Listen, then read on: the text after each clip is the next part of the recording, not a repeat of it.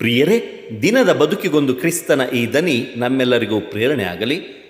ಪೂಜಾ ವಿಧಿಯ ಸಾಧಾರಣ ಕಾಲದ 18ನೆಯ ವಾರ, ಆಗಸ್ಟ್ 4, 2025 ಸೋಮವಾರ. ಸಂತ ಮತ್ತಾಯನು ಬರೆದ ಪವಿತ್ರ ಶುಭ ಸಂದೇಶದಿಂದ ವಾಚನ. 14ನೇ ಅಧ್ಯಾಯ 13ರಿಂದ 21ರವರೆಗಿನ ವಚನಗಳು. ಆ ಕಾಲದಲ್ಲಿ ಯೇಸು ಆ ಸ್ಥಳವನ್ನು ಬಿಟ್ಟು ದೋಣಿ ಹತ್ತಿ ನಿರ್ಜನ ಪ್ರದೇಶಕ್ಕೆ ಒಬ್ಬಂಟಿಗರಾಗಿ ಹೊರಟರು. ಇದನ್ನು ತಿಳಿದುಕೊಂಡ ಜನರು ಊರೂರುಗಳಿಂದ ಹೊರಟು ಗುಂಪು ಗುಂಪಾಗಿ ಅವರ ಹಿಂದೆಯೇ ಕಾಲ್ದಾರಿಯಲ್ಲಿ ನಡೆದು ಹೋದರು. ಯೇಸು ದೋಣಿಯಿಂದ ಇಳಿದಾಗ ದೊಡ್ಡ ಜನಸಮೂಹ ಆಗಲೇ ಅಲ್ಲಿ ಸೇರಿತ್ತು. ಆ ಸಮೂಹವನ್ನು ಕಂಡು ಅವರ ಮನ ಕರಗಿತ್ತು. ಅವರಲ್ಲಿ ಅಸ್ವಸ್ಥರಾಗಿದ್ದವರನ್ನು ಗುಣಪಡಿಸಿದರು. ಸಂಜೆಯಾದಾಗ ಶಿಷ್ಯರು ಯೇಸುವಿನ ಬಳಿಗೆ ಬಂದು, ಇದು ನಿರ್ಜನ ಪ್ರದೇಶ, ಈಗಾಗಲೇ ಹೊತ್ತು ಮೀರಿ ಹೋಗಿದೆ, ಜನಸಮೂಹವನ್ನು ಕಳುಹಿಸಿಬಿಡಿ, ಹಳ್ಳಿಪಳ್ಳಿಗಳಿಗೆ ಹೋಗಿ ಅವರಿಗೆ ಬೇಕಾದ ತಿಂಡಿ ತಿನಿಸುಗಳನ್ನು ಕೊಂಡುಕೊಳ್ಳಲಿ ಎಂದರು. ಅದಕ್ಕೆ ಯೇಸು, ಅವರು ಹೋಗಬೇಕಾಗಿಲ್ಲ, ನೀವೇ ಅವರಿಗೆ ಊಟಕ್ಕೆ ಏನಾದರೂ ಕೊಡಿ ಎಂದರು. ಶಿಷ್ಯರು ಪ್ರತ್ಯುತ್ತರವಾಗಿ, ನಮ್ಮ ಬಳಿ 5 ರೊಟ್ಟಿ ಮತ್ತು 2 ಮೀನುಗಳು ಮಾತ್ರ ಇವೆ ಎಂದರು. ಯೇಸು, ಅವನ್ನು ಇಲ್ಲಿಗೆ ತನ್ನಿ ಎಂದು ಹೇಳಿ ಜನರೆಲ್ಲರೂ ಹುಲ್ಲಿನ ಮೇಲೆ ಕುಳಿತುಕೊಳ್ಳುವಂತೆ ಅಪ್ಪಣೆ ಮಾಡಿದರು. ಬಳಿಕ ಆ 5 ರೊಟ್ಟಿಗಳನ್ನು 2 ಮೀನುಗಳನ್ನು ತೆಗೆದುಕೊಂಡು ಸ್ವರ್ಗದತ್ತ ಕಣ್ಣೆತ್ತಿ ನೋಡಿ ದೇವರಿಗೆ ಸ್ತೋತ್ರ ಸಲ್ಲಿಸಿದರು. ತರುವಾಯ ರೊಟ್ಟಿಗಳನ್ನು ಮುರಿದು ಶಿಷ್ಯರಿಗೆ ಕೊಟ್ಟರು. ಶಿಷ್ಯರು ಜನರಿಗೆ ಹಂಚಿದರು. ಎಲ್ಲರೂ ಹೊಟ್ಟೆ ತುಂಬ ತಿಂದು ತೃಪ್ತರಾದರು. ಉಳಿದಿದ್ದ ತುಂಡುಗಳನ್ನು ಒಟ್ಟುಗೂಡಿಸಿದಾಗ ಅವು 12 ಬುಟ್ಟಿಗಳ ತುಂಬ ಆದುವು. ಊಟ ಮಾಡಿದವರಲ್ಲಿ ಹೆಂಗಸರು ಮಕ್ಕಳನ್ನು ಬಿಟ್ಟರೆ ಗಂಡಸರೇ ಸುಮಾರು 5,000 ಇದ್ದರು. ಪ್ರಭುವಿನ ಶುಭ ಸಂದೇಶ. ಕ್ರಿಸ್ತರೇ ನಿಮಗೆ ಸ್ತುತಿ ಸಲ್ಲಲಿ. ಚಿಂತನೆ. ದೇವರು ನಮ್ಮ ಸಹಕಾರ ಅರ್ಪಣಾ ಮನೋಭಾವವನ್ನು ಬಯಸುತ್ತಾರೆ. ಪ್ರಭು ಯೇಸುವಿನಲ್ಲಿ ಆತ್ಮೀಯರೇ, ಸರ್ವೇಶ್ವರ ಸ್ವಾಮಿ ಮರಳುಗಾಡಿನಲ್ಲಿ ಇಸ್ರಾಯೇಲರಿಗೆ ಮನ್ನವನ್ನು ನೀಡಿ ಪೋಷಿಸಿದಂತೆ ಯೇಸು ಕೂಡ ಹಸಿದಿದ್ದ ಜನರಿಗೆ ರೊಟ್ಟಿಯನ್ನು ನೀಡಿ ಪೋಷಿಸುತ್ತಾರೆ. ಯೇಸು ಇರುವ ಕಡೆ ಕೊರತೆ ಇರುವುದಿಲ್ಲ. ಶುಭ ಸಂದೇಶದಲ್ಲಿ ಕಾಣುವಂತೆ ಎಲ್ಲರೂ ಹೊಟ್ಟೆ ತುಂಬ ತಿಂದು ತೃಪ್ತರಾದರು. ಹಾಗೂ ಉಳಿದಿದ್ದ ತುಂಡುಗಳು 12 ಬುಟ್ಟಿಗಳ ತುಂಬ ಆದುವು. 12 ಬುಟ್ಟಿಗಳು ಇಸ್ರಾಯೇಲರ 12 ಕುಲಗಳನ್ನು ಹೋಲುತ್ತದೆ. ಚದುರಿದ್ದ ಕುಲಗಳನ್ನು ಯೇಸು ಒಂದುಗೂಡಿಸಿದರು ಎಂಬುದು ಇದರ ತಾತ್ಪರ್ಯ. ಯೇಸು ಇರುವೆಡೆ ಕುಂದುಕೊರತೆ ಇರದು. ಯೋವಾನನ ಶುಭ ಸಂದೇಶ 2ನೇ ಅಧ್ಯಾಯ 1ರಿಂದ 12ರಲ್ಲಿ ಇದನ್ನು ನಾವು ಕಾಣುತ್ತೇವೆ. ದೇವರೊಂದಿಗೆ ನಾವು ಸಹಕರಿಸಿದಾಗ ನಮಗೆ ಅಗತ್ಯವಾದವುಗಳನ್ನು ಯಥೇಚ್ಛವಾಗಿ ದೇವರು ನಮಗೆ ನೀಡುತ್ತಾರೆ ಎಂಬುದಾಗಿ ಈ ಶುಭ ಸಂದೇಶ ನಮಗೆ ತಿಳಿಯಪಡಿಸುತ್ತದೆ. ಯೇಸು 5 ರೊಟ್ಟಿ ಮತ್ತು 2 ಮೀನುಗಳಿಲ್ಲದೆಯೇ ಅದ್ಭುತ ಮಾಡಬಹುದಿತ್ತು.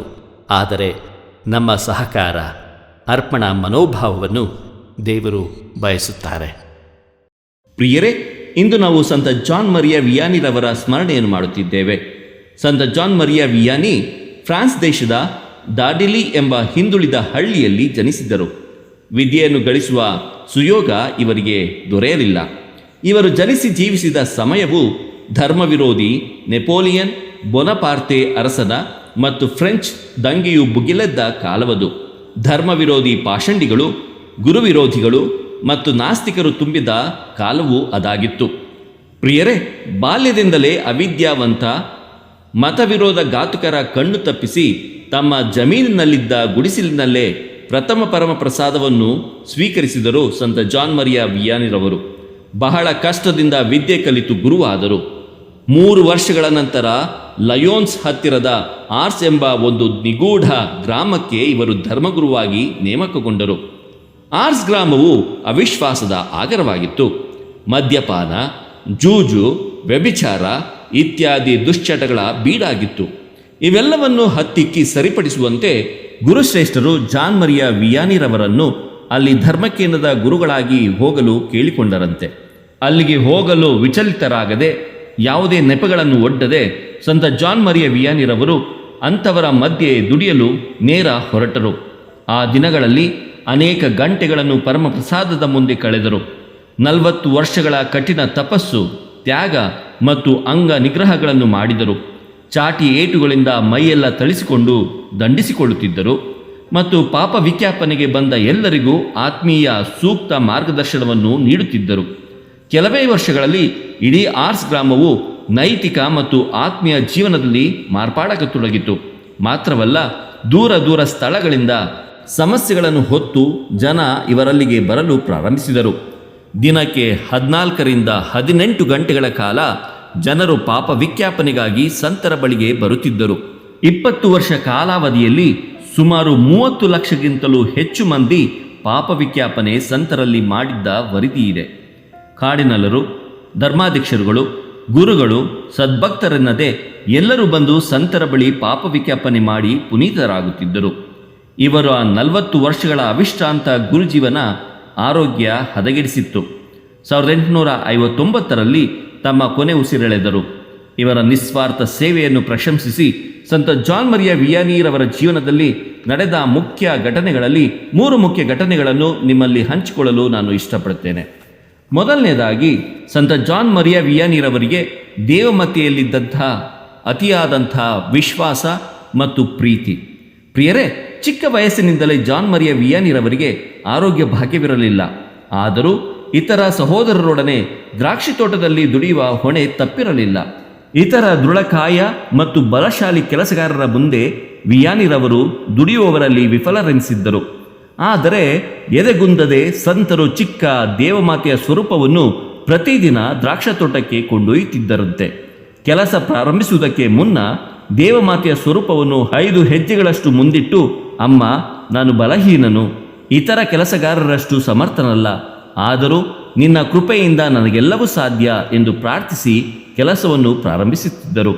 ಹೀಗೆ ಸ್ವರ್ಗದ ರಾಣಿ ದೇವಮಾತೆಯ ಪರಿವೀಕ್ಷಣೆಯಲ್ಲಿ ಅವರ ಕೆಲಸವು ಸುಗಮವಾಗಿ ಸಾಗುತ್ತಿತ್ತು. ಅಂತೆಯೇ ಸಂಜೆಯಾಗುವಷ್ಟರಲ್ಲಿ ಮಿಕ್ಕೆಲ್ಲ ಕೆಲಸಗಾರರಿಗಿಂತ ಮೊದಲೇ ಕೆಲಸವನ್ನು ಮುಗಿಸುತ್ತಿದ್ದರು. ನಿಮ್ಮ ಕೆಲಸದ ಯಶಸ್ಸಿನ ಗುಟ್ಟೇನು ಎಂದು ಯಾರಾದರೂ ಕೇಳಿದರೆ, ದೇವಮಾತೆಯೇ ನನ್ನ ಕೆಲಸವನ್ನು ವಹಿಸಿಕೊಂಡಿದ್ದರಿಂದ ಯಶಸ್ವಿಯಾಗಿ ನನ್ನ ಕೆಲಸವನ್ನು ಮುಗಿಸಲು ಸಾಧ್ಯವಾಯಿತು ಎನ್ನುತ್ತಿದ್ದರು. ಆತ್ಮೀಯರೇ, ಅವರ ಜೀವನದಲ್ಲಿ ನಡೆದಂತಹ ಇನ್ನೊಂದು ಘಟನೆ ಪ್ರಾರ್ಥನೆಯ ಅವಶ್ಯಕತೆಯ ಬಗ್ಗೆ ನಮಗೆ ತಿಳಿಯಪಡಿಸುತ್ತದೆ. ಒಂದು ದಿನ ವ್ಯಕ್ತಿಯೋರ್ವನು ಸಂತ ಜಾನ್ ಮರಿಯ ವಿಯಾನಿರವರನ್ನು ಭೋಜನಕ್ಕೆ ಆಮಂತ್ರಿಸಿದನು. ಊಟಕ್ಕೆ ಮುನ್ನ ಗುರುಗಳನ್ನು ಉದ್ದೇಶಿಸಿ, ನಾವು ಏಕೆ ಪ್ರಾರ್ಥಿಸಬೇಕು? ನಮ್ಮ ಅವಶ್ಯಕತೆಗಳು ನಮಗಿಂತಲೂ ಹೆಚ್ಚಾಗಿ ದೇವರಿಗೆ ತಿಳಿದಿದೆಯಲ್ಲ ಎಂದನು. ಅದಕ್ಕೆ ಪ್ರತ್ಯುತ್ತರವಾಗಿ ಗುರುಗಳು, ಕೆಲವು ನಿಮಿಷಗಳ ಹಿಂದೆ ನಿನ್ನ ಮುದ್ದು ಮಗ ಬೆರ್ನಾರ್ಡ್ ರೊಟ್ಟಿ ಇಲ್ಲದೆ ಚಡಪಡಿಸುವುದನ್ನು ಕಂಡೆ. ನೀನು ಗಮನಿಸಿಯೂ ಆತನಿಗೆ ರೊಟ್ಟಿ ಕೊಡಲಿಲ್ಲ, ಏಕೆ ಎಂದರು.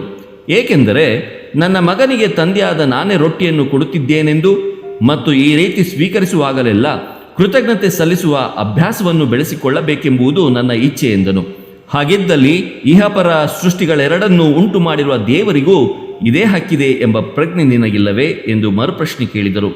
ಆತನಲ್ಲಿ ಉತ್ತರವಿರಲಿಲ್ಲ. ಕೇಳಿರಿ ಕೊಡಲಾಗುವುದು, ಹುಡುಕಿರಿ ಸಿಗುವುದು ಮತ್ತು ತಟ್ಟಿರಿ ತೆರೆಯಲಾಗುವುದು ಎಂಬ ಯೇಸುವಿನ ವಾಕ್ಯದಂತೆ ನಾವು ಪ್ರಾರ್ಥನೆಯಲ್ಲಿ ಕೇಳಬೇಕಾಗಿದೆ. ಅದಕ್ಕಿಂತ ಮಿಗಿಲಾಗಿ ಸೃಷ್ಟಿಕರ್ತ ದೇವರನ್ನು ಸ್ತುತಿಸಬೇಕಾಗಿದೆ ಎಂಬುದಾಗಿ ನಾವು ಇದರಿಂದ ಕಲಿತುಕೊಳ್ಳಬಹುದು.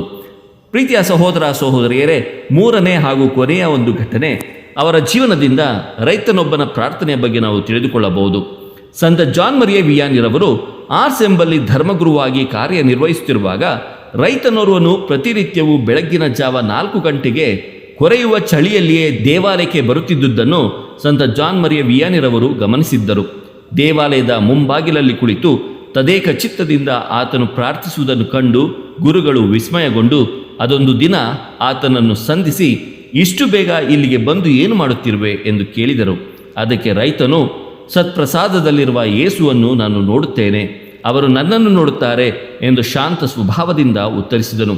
ಪ್ರಿಯರೇ, ಬಹುಶಃ ಪ್ರಾರ್ಥನೆಯ ಒಂದು ಶ್ರೇಷ್ಠ ಲಕ್ಷಣ ಇದೇ ಇರಬೇಕಲ್ಲವೇ? ಪ್ರಾರ್ಥನೆ ಎಂಬುದು ಕೇವಲ ನನ್ನ ಸಂಭಾಷಣೆಯಷ್ಟೇ ಅಲ್ಲ, ಕೇವಲ ನಾನು ಮಾಡುವ ಪ್ರಾರ್ಥನೆಗಳಷ್ಟೇ ಅಲ್ಲ, ಬದಲಿಗೆ ಅದೊಂದು ಸಂಬಂಧ, ನನ್ನ ಮತ್ತು ದೇವರ ನಡುವಿನ ಒಂದು ಪ್ರೀತಿಯ ಬಾಂಧವ್ಯ ಎಂಬುದಾಗಿ ಈ ಒಂದು ಘಟನೆ ನಮಗೆ ತಿಳಿಯಪಡಿಸುತ್ತದೆ. ಪ್ರಿಯರೇ, ಧರ್ಮ ಗುರುವಾಗಬೇಕೆಂಬ ಉತ್ಕಟ ಬಯಕೆಯಿಂದ ಗುರುಮಠ ಸೇರಿದ ಸಂತ ಜಾನ್ ಮರಿಯ ವಿಯಾನಿರವರಿಗೆ ಲತಿನ್ ಭಾಷೆ ಬಹಳ ಕಷ್ಟವಾಗಿತ್ತು. ಪ್ರಿಯರೇ, ಅವರು ದೈವಶಾಸ್ತ್ರವನ್ನು ವಿದ್ಯಾಭ್ಯಾಸ ಮಾಡುವಾಗ ತೇರ್ಗಡೆಯಾಗಲು ಸಾಧ್ಯವಾಗಲಿಲ್ಲ. ಆದರೆ ಅವರ ಜೀವನವನ್ನು ನಾವು ನೋಡಿದಾಗ ಅವರ ಜೀವನ ಒಂದು ಎಲ್ಲರಿಗೂ ಪ್ರೇರಣೆ ನೀಡುವಂಥ ಜೀವನವಾಗಿತ್ತು. ದೇವರು ನಮ್ಮೊಡನಿದ್ದರೆ, ನಾವು ದೇವರೊಂದಿಗೆ ಸಹಕರಿಸಿದರೆ ದೇವರು ನಮ್ಮನ್ನು ಉನ್ನತ ಮಟ್ಟಕ್ಕೇರಿಸುತ್ತಾರೆ ಎಂಬುದನ್ನು ನಾವು ಸಂತ ಜಾನ್ ಮರಿಯ ವಿಯಾನಿರವರಿಂದ ಅವರ ಜೀವನದಿಂದ ಕಲಿತುಕೊಳ್ಳಬಹುದು. ಅವರ ಬದುಕಿನ ಅಂತಿಮ ದಿನಗಳಲ್ಲಿ ಫ್ರಾನ್ಸ್ ಸರ್ಕಾರ ಇವರಿಗೆ ವಿಶೇಷ ಗೌರವಾದರಗಳನ್ನು ಸಲ್ಲಿಸಿ ನೈಟ್ಹುಡ್ ಎಂಬ ಬಿರುದು ನೀಡಿತು. ಜೀವನಾದಾದ್ಯಂತ ದೇವರ ಸೇವೆಯೊಂದನ್ನೇ ಗುರಿಯಾಗಿಸಿಕೊಂಡಿದ್ದ ಇವರನ್ನು 1925 ಮೇ 30ರಂದು ಜಗದ್ಗುರು 11ನೇ ಭಕ್ತಿನಾಥರು ಇವರನ್ನು ಸಂತರ ಪದವಿಗೆ ಏರಿಸಿದರು. ಇವರ ಹಬ್ಬವನ್ನು ಪ್ರತಿ ವರ್ಷ ಆಗಸ್ಟ್ 4ರಂದು ಇಡೀ ವಿಶ್ವದಲ್ಲಿ ಆಚರಿಸಲಾಗುತ್ತದೆ. ಇವರು ಧರ್ಮಕ್ಷೇತ್ರದ ಧರ್ಮಕೇಂದ್ರದ ಗುರುಗಳಿಗೆ ಅಂದರೆ ಡಯಸನ್ ಪ್ರೀಸ್ಟ್ಗಳ ಪಾಲಕರಾಗಿರುವುದರಿಂದ ಎಲ್ಲ ಗುರು ತರಬೇತಿ ಕೇಂದ್ರಗಳು ಧರ್ಮಕ್ಷೇತ್ರಗಳು ಈ ಹಬ್ಬವನ್ನು ಸಂಭ್ರಮದಿಂದ ಆಚರಿಸುತ್ತದೆ. ಪ್ರಿಯರೇ, ಸಂತ ಜಾನ್ ಮರಿಯಾ ವಿಯಾನಿರವರು ಹೀಗೆ ಹೇಳುತ್ತಾರೆ, ನಾವು ಏನೇ ಮಾಡಿದರೂ ಅದನ್ನು ದೇವರಿಗೆ ಸಮರ್ಪಿಸದಿದ್ದರೆ ಅದು ವ್ಯರ್ಥವೇ. ಎಂತಹ ಅದ್ಭುತವಾದ ನುಡಿಗಳಲ್ಲವೇ?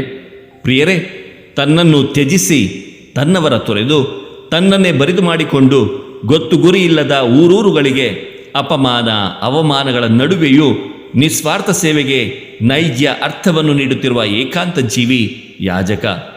ನಮ್ಮೆಲ್ಲರ ಬಾಳಿಗೆ ಸಂಸ್ಕಾರಗಳನ್ನು ಚಿಲುಮೆಯಂತೆ ಹರಿಸುತ್ತಿರುವ ಕ್ರಿಸ್ತರ ತದ್ರೂಪಿ ಯಾಜಕರಿಗೆ ತಮ್ಮ ಪಾಲಕರಾದ ಸಂತ ಜಾನ್ ಮರಿಯಾ ವಿಯಾನಿರವರ ಹೇರಳ ಆಶೀರ್ವಾದಗಳನ್ನು ನಾವು ಕೋರಬೇಕಾಗಿದೆ. ನೋವನ್ನು ಏಕಾಂಗಿಯಾಗಿ ಅನುಭವಿಸಿ ನಗುಮುಖದೊಂದಿಗೆ ಸರ್ವರನ್ನು ಕ್ರಿಸ್ತನಂತೆ ಸತ್ಕರಿಸುವವನೇ ಯಾಜಕ. ಓ ಯಾಜಕನೇ, ನೀನು ನಿರುತ, ನಿನ್ನಿಂದಲ್ಲ, ಅದು ದೇವರಿಂದ.